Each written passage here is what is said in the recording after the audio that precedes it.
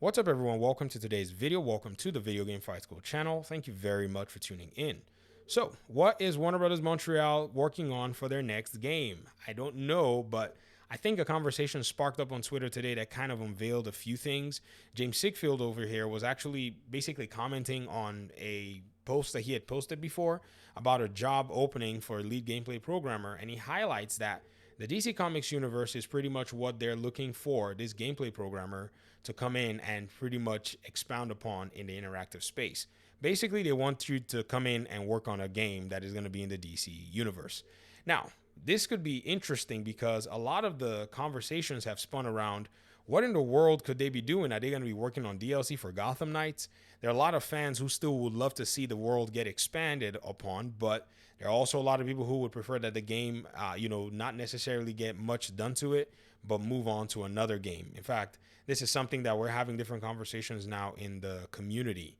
Now, if you were to ask me, I think with James Gunn restructuring everything, this is probably going to be the fun time to be able to make a really outlandish, game out of whatever project they're making, because this is going to be considered something around the Elseworld. This is going to be giving its own different category and universe, because as much as James Gunn has these dreams and these visions, you also have to think about passion behind the teams developing them, number one, and the talent that you have available to you.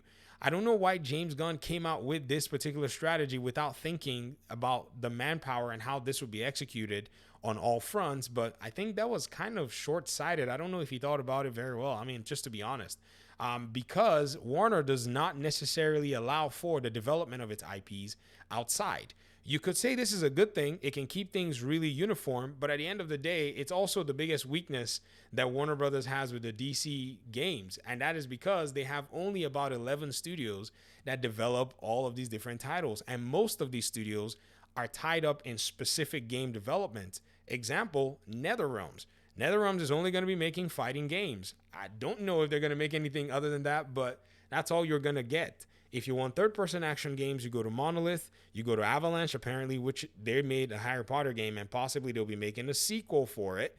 Or you go to Rocksteady, who is now making a shooter. Or you go to maybe some other studio that they may have somewhere that could get the job done, but it doesn't necessarily seem like you have many studios that can take on multiple superheroes. But at the end of the day, I think this is where the strategy is actually going to come down to. In fact, some people asked me and said, do you think we're going to be able to see a game from the DC universe in so and so time? And I said, well, if you're looking for a DC universe game, I think the next one that you're going to probably be looking for, maybe after Wonder Woman, is whatever Warner Brothers Montreal is going to make. Because at the end of the day, Warner Bros. Montreal is pretty much that studio that everybody is looking forward to. Because if you think about it, Rocksteady is going to be supporting their Suicide Squad game. And then if you think about it, NetherRealm is going to be coming their Mortal Kombat game. And if you think about it, Marvel is going to be doing their Wonder Woman game. So Montreal is probably going to be making a game that follows similar patterns as Gotham Knights, making improvements and pretty much taking the lessons that they've learned and using them to come up with something. This is why some people have been floating Teen Titans and all of these other fun, party, would I say party? I would say action superhero games that do have a different level of, I would say dynamic characters and so on and so forth. So these could be some of the things that will be explored. But then at the end of the day, I think it all comes down to one thing. And this is a big criticism that I want to give to Gotham Knights in regard to its marketing. Because I used to say this in private, but I think now I can say it publicly because Warner Brothers have actually implemented this strategy, and that is the marketing of their game. You see, the marketing of Gotham Knights, for the most part, was botched in one very specific way. It really affected the game very much. Now, I wouldn't say botched. Let me take that back because this is all hindsight. No way anybody would have known that reviewers and outlets will review this game and compare it to Arkham all the way when the game and its developers had said this is not an Arkham game. They went with the old legacy marketing strategy. Take the game to the gaming outlets, give the game to content creators that have big platforms so that your game might get sales. But the big platforms pretty much dumped on this game, and most times the way they dumped on this game was in a way where they did not necessarily explore the mechanics about the game or explore aspects of the game that was going to give the game any fair shake. Thereby, the community themselves had to be the ones that almost had to justify why in the world they were playing a game that they liked, which is kind of weird. So on the onset, whatever game they're going to be making, I strongly believe that they need to take the approach where they actually let their community speak on and for their own video game. It is very necessary because this is how they're going to be able to understand that having a niche audience is basically all you need to be able to get your game, which is niche, to get to its full potential. And that is basically the audience appreciating what it is that you've been able to put together. Hogwarts Legacy just did this, and it was a successful campaign. If you notice, when they revealed their gameplay, they took Expect2Go, they took some of the creators within the community and actually associated them with the unveiling of the different aspects of their game.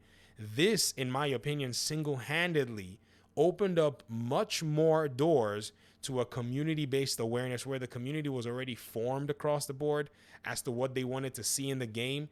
And boy, I'm telling you, this translated not only to sales, but to word of mouth, people actually sharing about the project. And now look at where Hogwarts Legacy is. And I'm telling you, in just viewership on Twitch that they announced today, they had over 1 million viewers that were watching content on their platform. So that's a big deal. Now, if you think about all of this as well, when they actually allowed for gameplay to first be revealed and unveiled, they also had people within their community unveil the very first few minutes of gameplay. I think Retro Raconteur, I saw his video, as well as IGN's video being dropped at almost the same time. This is how you should be marketing. This is how game developers should be marketing their games. There's no reason to depend solely on just the big outlets. Yes, have them also cover your games because they have a big platform, but your core community is hardly watching or hearing anything about your game from these outlets because they have to cover a broader spectrum of games. So I hope the marketing team is identifying those people within the community on Twitter, on Instagram, on YouTube, wherever they are, that are pretty much going to be the ones that talk about their games and ensure that these people are, in a sense, going to be the ones assessing and are going to be talking about the game. Not saying they need to fly anybody out or whatever it is. You don't need to do that. All that needs to be done is just ensure that the community overall understands that you identify who they are and you identify what it is that they're about. And that way you can get very good feedback and be able to implement it within your game. I think this is what's going to make the project more successful than whomever the characters are that they're making a video game on.